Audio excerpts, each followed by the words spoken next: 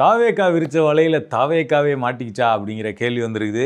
இப்போ செந்தில் பாலாஜி தாவேக்கா எம்எல்ஏவை குதிரை பேரம் நடத்தி வாங்க பார்த்தார் அப்படிங்கிற வழக்கில் சிபிஐ உள்ளே வரணும்னு சொல்லிட்டு ஒரு மனு அந்த சம்மந்தப்பட்ட குற்றம் சாட்டப்பட்ட நபராலேயே போடப்பட்டிருக்கு. ஸோ இது வந்தால் தாவேக்காவுக்கே சிக்கல் வரலாம் அப்படின்லாம் பேச்சுக்கள் எழுந்திருக்குது. எப்படி பார்க்குறீங்க? இல்லை, ரொம்ப முக்கியமான ஒரு திருப்பத்தில் தாவேக்காவினுடைய டைவர்ஷன் பாலிடிக்ஸ் வந்து நிற்குதான்னு ஒரு கேள்வி இருக்குது. இங்கே குதிரை பேரம் நடந்ததா, இல்லை எம்எல்ஏக்களை கூப்பிட்டாங்களா, அது எலெக்ஷன் ரிசல்ட் வந்து ஆட்சி எடுப்பதற்கு முன்னாடி நடந்ததா பின்னாடி நடந்ததா, இதெல்லாம் தனி விவாதம். ஆனால் அவங்க வச்சது இதில் மொத குதிரை பேரம்னு கம்ப்ளைண்ட் கொடுத்து ஃபோர்ஜரி கம்ப்ளைண்ட் கொடுத்தவர் டிடிவி தினகரன். நீங்கள் அதில் தொடங்கி எடப்பாடி பழனிசாமி புகாரோ இல்லைங்க திமுக எம்எல்ஏக்கள் சொன்ன குற்றச்சாட்டு குறித்தோ காவல்துறை அல்லது ஆளுநர் தரப்பில் இருந்து பெருசாக அதுக்கு ரியாக்ட் பண்ணிக்கல. ஆனால் இந்த பக்கம் இளையராஜா ஊத்தங்கரை எம்எல்ஏ இளையராஜா அவர் வந்து பார்த்திங்கன்னா கொடுத்த கம்ப்ளைண்ட்டை பேஸ் பண்ணி எடுத்தாங்க. அதில் பலரையும் கைது பண்ணாங்க. சரசரன்னு கைதெல்லாம் நடந்தது இல்லையா? இப்போ வரிசையாக அந்த கேஸில் நடந்திருக்குன்னா ஆக்சுவலாக குதிரை பேரம் நடந்திருக்கிறது அப்படிங்கிற கேஸெல்லாம் எடுக்கல, நடக்க முயற்சி நடந்தது அப்படிங்கிற கேஸை எடுத்து கைது மேலே கைதான் நடந்துக்கிட்டு ரொம்ப அதில் வேக வேகமாக பிடிச்சாங்க. இவரை பிடிச்சாங்க. சிங்கப்பூர் நிறுவனம், மலேசியா கம்பெனி, ஆப்ரேஷன் மேகாலயா, அதுக்கு விஜயன் வரைக்கும் கொண்டு போய் விசாரிக்க ட்ரை பண்ணது, இதெல்லாம் இவ்வளோ வேகமாக நடந்துச்சு. இது ஏன் இவ்வளோ வேகமாக நடந்துச்சுன்னு நம்ம கேட்கல. மற்றதெல்லாம் ஒன்றுமே நடக்கலையேங்கிற கேள்வி எழுப்பணும், அதுக்கு பதில் இல்லை.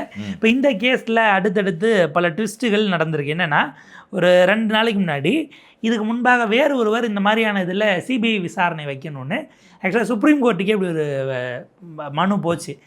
அவர் ஆட்சி அமைப்பதற்காக குதிரை பேரம் நடந்திருக்கும்போது ரொம்ப பிளைனாக இருக்குது, எங்கே நடந்தது என்ன ஏதுன்னெலாம் எதுவுமே இல்லைன்னு உச்சநீதிமன்ற தலைமை நீதிபதி அதை வந்து தள்ளுபடி பண்ணிடுறாரு.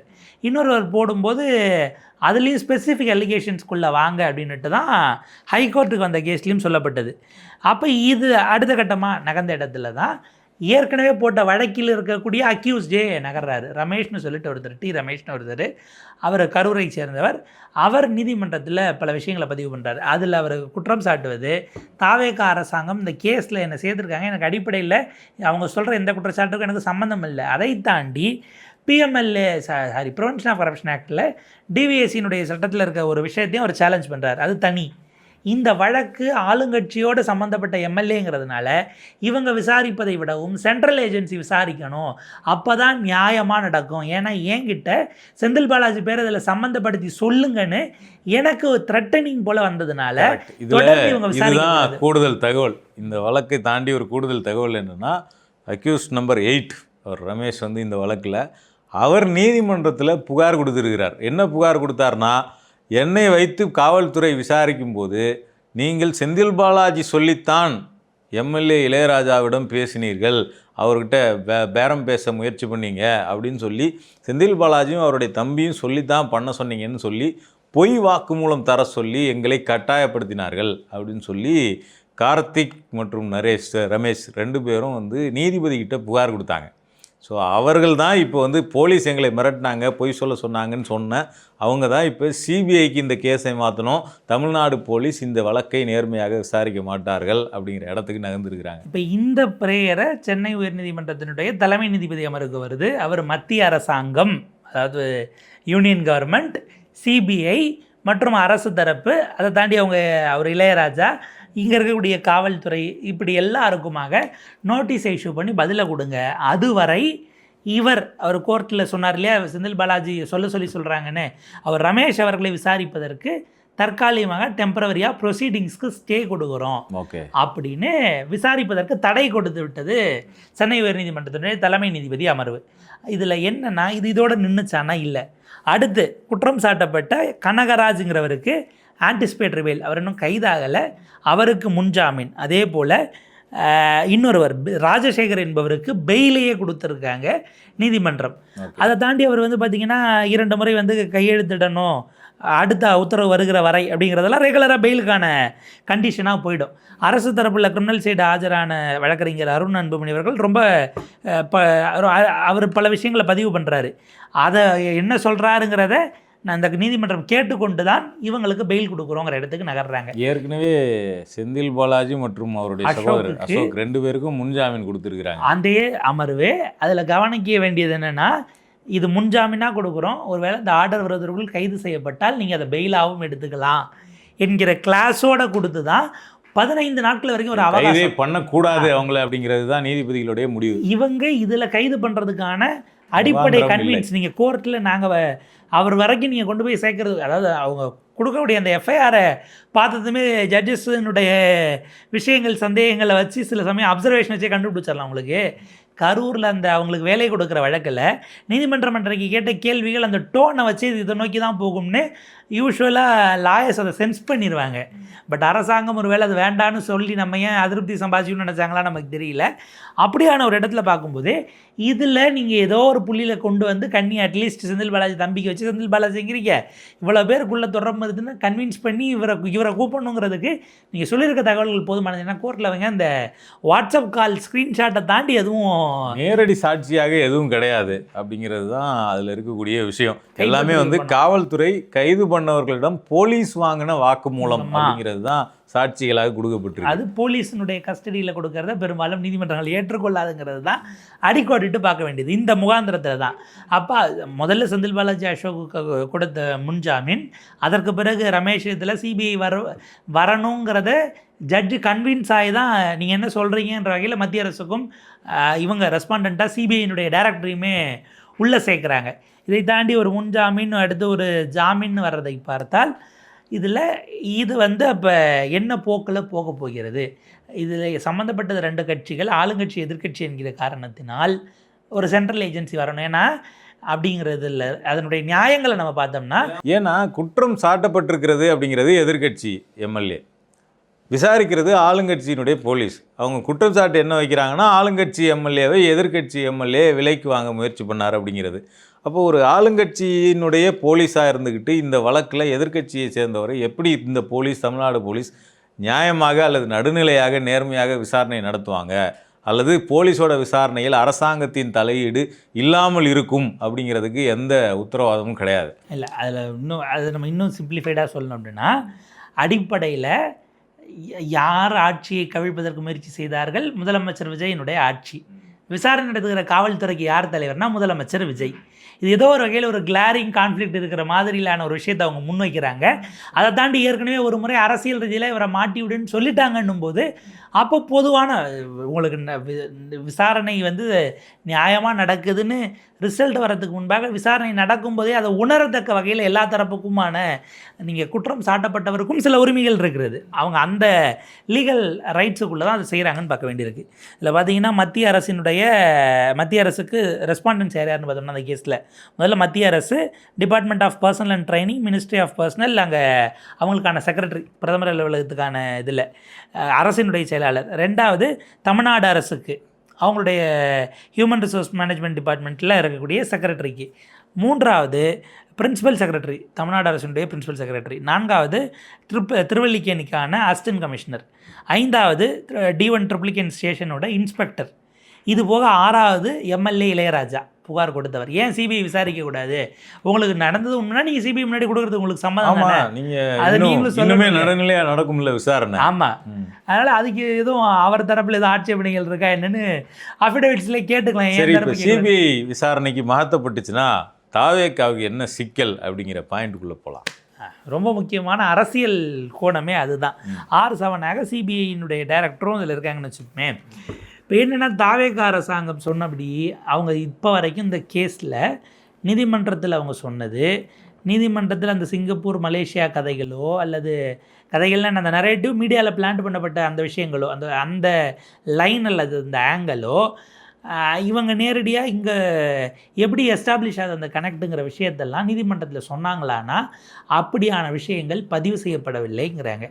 அப்போ இது இந்த ஹவாலா பணம் இதில் பயன்படுத்தப்பட்டது, கார்ப்பரேட் கம்பெனி 180 கோடி வந்து வச்சுக்கிட்டு வேலை செஞ்சாங்க, அவங்க ஒரு மேகாலயா ப்ராஜெக்ட் ஒன்று நடக்குது, இந்த விஷயங்கள் எதுவுமே நீதிமன்றத்தில் சொல்லப்படலை, ஆனால் மீடியாவில் பேசப்படுது, போலீஸ் அவங்களுடைய அறிக்கைகளில் மட்டும் பயன்படுத்துகிறாங்க. அப்போ இது சட்டப்படி இப்போ இதில் அவங்களே போய் எங்கே மாட்டினாங்கன்னா, இதை ஏன் தமிழ்நாடு அரசு இருக்குது, தமிழ்நாடு அரசு அவங்க நினச்சிருந்தா இதை யார்கிட்ட நகர்த்திருக்கலாம்னா சிபிசிஐடிக்கு கொடுத்துருக்க முடியும். ஏன்னா உங்கள் இருக்க அரசுலேயே உங்களுக்கான ப்ரீமியர்னு பார்த்தோம்னா போலீஸை விடவும் சிபிசிஐடிக்கு ஸ்கோப் கூடுதலாக இருக்கும், அவங்க க்ரெடிபிளாகவும் கம்பேரிட்டிவ்லி ஒரு நம்பிக்கை கூடுதலாக பெற்றவர்களாக இருப்பார்கள். ஆனால் ஏன் நீங்கள் சிபிசிஐடிக்கு கொடுக்கலன்னு ஒரு கேள்வி வரும் இல்லை. சிபிசிஐடிக்கு ஏன் கொடுக்கலங்கிறத தாண்டி இதை ஏன் திருவல்லிக்கேணிங்கிற அந்த ரேஞ்சுக்குள்ளே சுருக்கிட்டீங்க. இப்போ ட்ரிப்ளிகேன் போலீஸ்க்கு ஆப்ரேஷன் மேகாலயான்னு வரும்போது மேகாலயாக்கோ இல்லை சிங்கப்பூர் நிறுவனமோ இல்லை ஹவாலாவோ இது எதுக்காவது ஜூரிஸ்டிக்ஷன் இருக்கா? ஃபார் தட் மேட்டர் தமிழ்நாடு போலீஸ்க்கே அந்த ஜூரிஸ்டிக்ஷன் நீங்கள் மேகாலயா வரைக்கும் போனால் சில உதவிகளை கோர முடியும், அஃபிஷியல் டிரான்சாக்ஷன்ஸில் செய்யலாமே தவிர அங்கே போய் விசாரிக்கவோ இல்லை தேடுவதற்கோ ஆட்களை பிடிப்பதற்கோ கைது செய்வதற்கோ கிங் பின்ஸை தேடுறதுக்கோ எந்த வழியும் கிடையாது. அப்போ நீங்கள் அங்கே ஒருத்தரை கண்டுபிடிக்கிறீங்கன்னா நாளைக்கு கோர்ட் நோட்டீஸ் ஒரு வேலை கொடுக்குறீங்கன்னா, சிங்கம் படத்தில் சூர்யா போகலையா, வெளிநாடுகளுக்கெல்லாம் போய் விசாரணை பண்ணி கைதிகளை கைது பண்ணலையா, டைரக்டர் ஹரிகிட்ட தான் இப்போ நீங்கள் இதுக்கான கவுண்டர் நரேட்டிவ் கேட்கணுமா அப்படின்னு ஒரு கேள்வி இருக்குது. இப்போ இந்த இடத்துல அவங்க இது வரைக்கும் மீடியாவுக்கு கொடுத்த விஷயங்கள் இருக்கு இல்லையா, அதெல்லாம் பஸ்ட் ஆவதற்கான வாய்ப்பு இருக்குது. ஏன்னா நீங்கள் அது உண்மையாக இருக்கிற பட்சத்தில் கோர்ட்டில் நீங்கள் அதை போய் ஆஃபீஸாக சொல்லியிருந்துருக்கலாம். இப்போ இதில் வரிசையாக அடுத்தடுத்து அவருக்கு பெயில் கொடுத்ததோ, இவருக்கு அடுத்தடுத்து ஒருத்தருக்கு சிபிஐ இது பண்ணுற வரைக்கும் இவருக்கான ஸ்டேவோ, அடுத்து ஒரு முன்ஜாமீன், மறுபடியும் ஒரு ஜாமீன், இவ்வளோ விஷயங்களுக்கும் அவங்க எதுவும் அதை எதிர்த்து அவங்க வாதாடினாங்க. அதற்கு பிறகு அதை கேன்சல் பண்ணணும்னு அவங்க ஏன் மூவ் பண்ணல? தவைக்க அரசாங்கம் இப்போ கரூரில் அவங்களுக்கான வேலைவாய்ப்பு கொடுத்தது தவறுன்னு தீர்ப்பு வருதுன்னா நாங்கள் அப்பீல் போகிறோம்னு அன்றைக்கே மினிஸ்டர் நிர்மல்குமார் சொல்கிறாரு. செந்தில் பாலாஜி பெயிலுக்கு வரும்போது இவங்க கேவியேட்டு தமிழ்நாடு அரசு ஃபைல் பண்ணுது. அப்படி இந்த வேகம் இருக்குது இல்லையா, இந்த வேகத்தை நீங்கள் ஏன் இப்போ செந்தில் பாலாஜி மேலே உண்மையிலே இருக்குது அப்படின்னா, அல்லது நீங்கள் சொன்ன விஷயத்தை நீ கோர்ட்டை கன்வின்ஸ் பண்ணி உங்களால் பெயிலை நீங்கள் கேன்சல் பண்ணுங்கன்னு இதிலே வாங்க முடியும். இப்போ அவர் டே டு டே வந்து கையெழுத்து போடணுங்கிற விஷயம் வரும்போது தான் அடுத்து இந்த டிவிஎஸ்சி ரைட் நடத்தி டாஸ்மாக் கேஸ் வருது. அவர் இப்போ 2 நாளாக கையெழுத்து போட வரலை. கையெழுத்து போட வராமல் என்ன பண்ணுறாரு, உயர்நீதிமன்றத்திலே டெய்லி கையெழுத்து போடணுங்கிற அந்த விதியை தளர்த்தணும். ஐ திங்க் வாரத்தில் 1 நாள்னு கேட்குறாருன்னு நினைக்கிறேன், அல்லது 6 நாள் அப்படிங்கிறத அதில் தளர்வுகள் கேட்குறாரு. சில தளர்வுகளை யார் பெயில் கொடுத்தாங்களோ அதே ஜஸ்டிஸ் எலந்தரையன் பெஞ்ச் முன்னாடி இன்றைக்கி மென்ஷன் பண்ணுறாங்க. திங்கக்கிழமை நான் முதல் வழக்க விசாரிக்கிறேன்னு அவர் சொன்னதா செய்திகள் வந்திருக்கு. அப்போ அந்த ப்ராசஸ் தனியாக போகுது இருக்குன்னா நீங்கள் கோர்ட்டை கன்வின்ஸ் பண்ணி கேன்சலேஷன் ஆஃப் பெயிலுக்கு ஏன் அரசு மூவ் பண்ணலன்னு ஒரு பார்வை. அப்போ இது அது வந்த நேரமே அவர் கரூர் போவதற்கு முன்பாக கைது என்கிற விஷயம் பேசப்பட்டதுன்னா, அப்படி இருந்தால் தாவேக அரசு அதை எவ்வளோ நாளைக்கு அவங்க போலீஸ் இருக்கிற வரைக்கும் திரும்ப திரும்ப இதையாக கசிய விட்டுக்கலாம். இப்போ நீங்கள் 2024 இந்த ரயிலில் 4 கோடி ரூபாய் நயினாருக்கு பிடிபட்டது. வேறு ஏதாவது ஒரு இஷ்யூ வரும்போது திடீர்னு அதை பற்றின ஒரு செய்தியை அதில் வந்து கேசவ விநாயகம் வரைக்கும் விசாரிக்கிறாங்களான்னு அது ஏதோ ஒன்று யார் கசிய விடுறான்னு தெரியாமல் ஒன்று அப்பப்போ கசியும். பாஜக ஏதாவது பண்ணுறாங்க இல்லை இவர் ஏதாவது பேசுகிறாருன்னா சில சமயம் இப்படி ஒரு நியூஸு அதுவாக வரும். அது என்ன ஆட்சி போச்சு, அவர் நயினார் வேறு அதில் வருத்தமாக சொன்னார், அது என் மீது போடப்பட்ட பொய் வழக்கு, புதிய ஆட்சி வந்து அதுதான் அதை ரத்து பண்ணுறாங்கன்னு பார்த்தா இவங்களும் கூப்பிட்டு விசாரிக்கிறதுக்கு எனக்கு போய் நீங்கள் அதை அட்டன் பண்ணணும்னு எனக்கு போலீஸ் கூப்பிட்ருக்காங்க அப்படின்னு வேற ஒரு ப்ரெஸ் மீட்டில் வருத்தமாக சொன்னார். திமுக போட்ட பொய் வழக்கை ஏன் தாவேக்காவும் நடத்துதுன்னெலாம் அவர் கேட்டார்னு வைங்களேன். அதுக்கு வேறு பொலிட்டிக்கல் நோக்கம் இருக்குது. இப்போ நீங்கள் சொன்னது அதை அரசினுடைய துறைகளை பயன்படுத்தி எக்ஸாஜரேட் பண்ணிங்களா இல்லையாங்கிறது சிபிஐ வந்தால் தாவேக அரசு செஞ்சுருந்தா ஏன் செஞ்சிங்கன்னா அப்புறம் அவங்களையும் தானே கேட்பாங்க. எப்படி ஒரு ப்ரெஸ் ரிலீஸு இல்லை, இந்த திருப்பூர் பாலசுப்ரமணியன் ஒருத்தர் வந்து ஏற்கனவே சிபிஐ விசாரணை கேட்டு வழக்கு போட்டார் இல்லைங்களா, அவர் மனுதை ரத்து பண்ணாங்க. இப்போ போட்டிருக்கிறது வந்து குற்றம் சாட்டப்பட்டவர், அந்த குற்றச்சாட்டுக்கு உள்ளானவரே கைது செய்ய. எனக்கு இந்த போலீஸ் மேலே நம்பிக்கை இல்லை, நான் விசாரணைக்கு ஒத்துழைக்கிறேன், இந்த போலீஸ் மேலே எனக்கு நம்பிக்கை இல்லை. அதில் அந்த திருப்பூர் பாலசுப்ரமணியம் போட்ட மனுவில் அவர் என்ன சொல்லியிருந்தாருன்னா, இந்த வழக்கு வந்து அவங்க வந்து புகார் கொடுக்கறதுக்கு முன்னாடியே இந்த வழக்கில் ஆரம்பகட்ட விசாரணையை போலீஸ் துவக்கி விட்டார்கள் அப்படிங்கிற அலிகேஷனை வச்சுருந்தார்.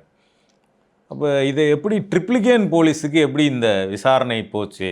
இந்த கேஸு ஊத்தங்கரை எம்எல்ஏ, ஆனால் விசாரிக்கிறது ட்ரிப்ளிகேனு, ஊத்தங்கரைக்கும் ட்ரிப்ளிகேனுக்கும் சம்மந்தமே இல்லையே, எப்படி ட்ரிப்ளிகேன் போலீஸ் இதை எடுத்தாங்க? இப்படி பல கேள்விகளை இதில் வச்சுருந்தார். என்னென்னா அதில் அவங்க அதுக்கு என்ன லாஜிக் சொன்னாங்க, அந்த கால் வரும்போது அவர் வந்து எம்எல்ஏ ஹாஸ்டலில் இருந்தார், எம்எல்ஏ ஹாஸ்டலுக்கு பக்கத்தில் இருந்தனால இங்கே கொடுத்தாருன்னு ஒரு விளக்கம் சொன்னாங்க. பட் நம்ம அதை தாண்டி இதில் கேட்கணும் அப்படின்னா, இது முன்கூட்டியே தொடங்கப்பட்டதுனால முன்கூட்டியே தொடங்கப்பட்டதுங்கிறது தான் விஷயம். இளையராஜா அவர்கள் கம்ப்ளைண்ட் கொடுப்பதற்கு முன்பாகவே இவங்க உடனே என்ன சொல்லுவாங்க, அசோக் வீட்டுக்கு ரைடு அவரை தேடி செந்தில் பாலாஜி இங்கே சென்னையில் இருந்த ஒரு வீட்டுக்கும் போனாங்க. ஆக்சுவலாக அது வேறு ஒரு கேஸுக்கு நாங்கள் தேடி போனதாக. இது இந்த இன்கம் டேக்ஸ் அதிகாரிகளை தாக்கியதாக 2 வருஷத்துக்கு முன்னாடியே 3 வருஷத்துக்கு முன்னாடி வந்த வழக்கு 2023 கைதான சமயத்தில் அதுக்கு திடீரென அந்த வழக்கில் அவரை நாங்கள் தேடி போகிறோன்னு போனாங்கன்னு வைங்களேன். பட் போயிட்டு வேறு சில விஷயங்கள் தேட போனது இப்படி தான் சொல்லிட்டு போனாங்கன்னா அப்போ ஒரு ஸ்கூல் ஆஃப் தாட் இருந்தது. இதை தாண்டி நம்ம யோசிக்க வேண்டியது, தன்னுடைய சொந்த கட்சி எம்எல்ஏக்களை சர்வைலன்ஸில் வச்சுருந்து அதன் மூலமாக கிடைத்த ஸ்கூப்பை வச்சு தான் இந்த ஒரு இடத்துக்கு இது நகர்ந்ததாங்கிறது நம்ம பெருசாக யோசிக்க வேண்டிய கேள்வி. அதாவது சிபிஐ உள்ளே வந்ததுன்னா ஏன் புகார் வர்றதுக்கு முன்னாடியே ஆரம்பகட்ட விசாரணைகள் துவங்கப்பட்டது அப்படிங்கிற புள்ளியும் சேர்த்து வரும். அப்படி பட்டிருக்க பட்சத்தில் அது அங்கே வருதுன்னா இளையராஜா அவர்கள் அந்த கால் வந்து கம்ப்ளைண்ட் கொடுத்தது இதுக்கு நடுவில் இருந்த லேகில் உட்பட பல விஷயங்களும் விசாரணைக்கு உட்படுத்தப்படும். இதில் ஆக்சுவலாக இவங்க ஏற்கனவே ஒரு சிபிஐ கேஸு கரூர் சம்பந்தமாக இருக்கும்போது இப்போ வேற ஒரு சிபிஐ கேஸும் வருதுங்கிறது ஏதோ ஒரு வகையில் இவங்க ப்ரெஸ்ஸுக்கு கசிய விட்டதில் உட்பட எல்லாமும் விசாரிக்கப்பட வேண்டியது தான் கவனிக்கணும். அதை யார் பிளான்ட்டு பண்ணால், எப்படி பிளான்ட்டு பண்ணால், காவல்துறையாக இருந்தால் அதுக்கு என்ன நோக்கம், காவல்துறை சும்மா பண்ணியிருக்காது, அதுக்கு பின்னாடி அரசியல் தலைமை இருக்கிறார்களா, இவ்வளவையும் கனெக்டிங் த டாட்ஸ்குள்ளே நிப்பாட்டி பார்க்கணும். சிபிஐ வந்து ஆக்சுவலாக தமிழ்நாடு அரசியலுக்கு சிபிஐ நியூஸை பிளான்ட்டு பண்ணோம். நம்ம நினைவிருக்கும் விஜய் கரூர் வழக்கு சம்மந்தமாக அப்போ ஜனவரியில் விசாரணைக்கு அங்கே போனப்போ என்னென்ன கேள்விகள் கேட்கப்பட்டதுன்னு அது ஒரு லிஸ்ட்டு கசிய விட்டாங்க. யார் கசிய விட்டாங்கன்னா உள்ளே இருந்தால் ஆஃபீஸாக பண்ணியிருக்கணும். 2 தரப்பு போனாங்க. காவல்துறை தரப்புலையும் அன்னைய தமிழ்நாடு காவல்துறை, இன்றைக்கி அவங்க தான் தமிழ்நாடு காவல்துறை, அன்றைய விஜய் அவர்கள் தரப்பு, இது போக சிபிஐ. இதில் யார் கசிய விட்டாங்கிறது ஒரு பெரிய இன்ட்ரெஸ்டிங்கான கேள்வியாக இப்போ இருந்தது. எதுக்கு கசிய விட்டாங்கிறதும் இருந்ததுன்னு வச்சுக்கோங்களேன். அந்த மாதிரி சிபிஐ கசிய விட்டதுன்னா இங்கே பொலிட்டிக்கலாக வேறு ஒரு பெரிய விஷயங்கள், சுவாரஸ்யங்கள் நடக்க வாய்ப்பு இருக்குதுன்னு நம்ம பார்க்கலாம். இப்போ என்ன ஒரு முக்கியமான கேள்வினா, திமுக ஆட்சி ஒட்டுமொத்தமாக ஊழல் ஆட்சி அப்படின்னு சொன்னார் விஜய். அதில் வந்து பார்ட்டி ஃபண்டு, மருமகன் ஃபண்டெல்லாம் இருக்குதுன்னெலாம் சொன்னாங்க. இப்போ இதெல்லாத்தையும் விட்டுட்டு இப்படி பல எம்எல்ஏக்கள், பல அமைச்சர்கள் இருக்கும்போது செந்தில் பாலாஜியை தொடர்ச்சியாக, அதாவது ஃபஸ்ட்டு இந்த டிரான்ஸ்ஃபார்மர் கேஸு சிபிஐக்கு போச்சு, அடுத்தது இந்த குதிரை பேர கேஸு, அதுக்கு அடுத்தது இப்போ டாஸ்மாக் கேஸில் டிவிஎஸ்சி எஃப்ஐஆர் போட்டு அந்த இதுலேயும் முன்ஜாமீன் வந்து சுப்ரீம் கோர்ட்டுக்கு போயிருக்கிறார். செந்தில் பாலாஜிங்கிற ஒருவர் மட்டும் தொடர்ச்சியாக இந்த வழக்குகளுக்கு உள்ளாவது அப்படிங்கிறதுனுடைய பின்னணி என்னவாக இருக்குன்னு நினைக்கிறேன். இல்லை, இந்த வழக்கினுடைய முகாந்திரம் இருக்கா இல்லையாங்கிறத நீதிமன்றம் முடிவு பண்ணிட்டோம். தவறு செஞ்சிருந்தால் அவங்க கன்விக்ஷன் கூட அரசு பிரச்சனை. இதில் என்னென்னா, செந்தில் பாலாஜினுடைய வெற்றியே இன்னமும் ஏற்றுக்கொள்ள முடியாமல் இருக்கிறது. அது பர்சனலாக நிற்குதான்னு கேள்வி இருக்குது. ஏன்னா கரூர் விஷயத்தில் அவங்க முழுக்க செந்தில் பாலாஜி தான் காரணம்னு அந்த அவங்க கட்சியாகவே ஒரு நிலைப்பாட்டை எடுத்துட்டாங்க. அந்த கரூர் மாவட்டத்தில் 4 சீட்டில் ஒரே ஒரு சீட்டு தான் ஜெயிக்கிறோம், திமுக 2 ஜெயிக்குது. கரூர்லேயே இல்லாமல் அதை செந்தில் பாலாஜி சாத்தியப்படுத்தியிருக்கார். கோயம்புத்தூரில் அதிமுகலேருந்து அந்த கோட்டையை உடச்சி நம்ம எடுக்கும்போதும் கூட அங்கே சம்மந்தமில்லாத இடத்துல இன்னும் செந்தில் பாலாஜி ஜெயித்து வந்திருக்கிறாருங்கிறது அது பர்சனலாக ஏதோ ஒரு வகையில் ஒரு அவங்க பார்க்குறாங்களோ, தாவேக்கானுடைய தலைமைங்கிற இடத்துல இருந்து தான் இது இவ்வளோ அவசர கதியில். இதில் என்ன, அவசர கதியில் போனால் உள்ளபடியே அதில் முகாந்திரம் இருக்குன்னே கூட வைங்களேன், உங்களால் கன்விக்ஷன் வாங்கி தர முடியாத இப்போ எக்கச்சக்கமான லூப் ஹோல்ஸ் வரும். அதில் ஒன்று தான் இப்போ நீங்கள் இடி போட்டு ஸ்டே கொடுத்துருக்க வழக்கில் இருக்க அப்சர்வேஷனை வச்சு அதை பேஸாக வச்சு ஒரு எஃப்ஐஆரை போட்டு இப்போ டாஸ்மாக கையில் எடுத்துருக்கிறீங்க. எஃப்ஐஆருக்கான முகாந்திரங்களை இவங்க டிவிஎஸ்சி உருவாக்காமல் இடி கொடுத்த டாக்குமெண்ட்டை முகாந்திரமாக வச்சு டிவிஎஸ்சி எஃப்ஐஆர் போட்டிருக்கு. ஆமாம், வழக்கமாக டிவிஎஸ்சி வைக்கிறத வச்சு தான் இடி உள்ளே வரும். ரிவர்ஸில் நடந்திருக்குங்கிறதெல்லாம் சிறைக்கு இமீடியட்டாக இது ஒரு பொலிட்டிக்கல் அரெஸ்ட்டை வேகமாக நடத்திடணுங்கிற ஒரு அவசரகதியானுங்கிறது தான் சந்தேகத்தை எழுப்புகிற இடமா இருக்குது. பார்ப்போம். கடந்த காலத்தில் அமலாக்கத்துறையும் அப்படி செய்து தான் ஒரு 15 மாதங்கள் சிறையிலிருந்து திரும்ப வந்தாங்க. இது எப்படி போகுது, என்ன ப்ரொசீட் ஆகுது, அரசாங்கம் எப்படியான லூப் ஹோல்ஸை விட்டுருக்காங்களா இல்லையாங்கிறதெல்லாம் கோர்ட்டுக்கு வர வர பல விஷயங்கள் கசிய விடப்பட்ட செய்திகள் ஒவ்வொன்றாக உடைவதற்கான இடம் ஆட்டோமேட்டிக்காக உருவாகும்.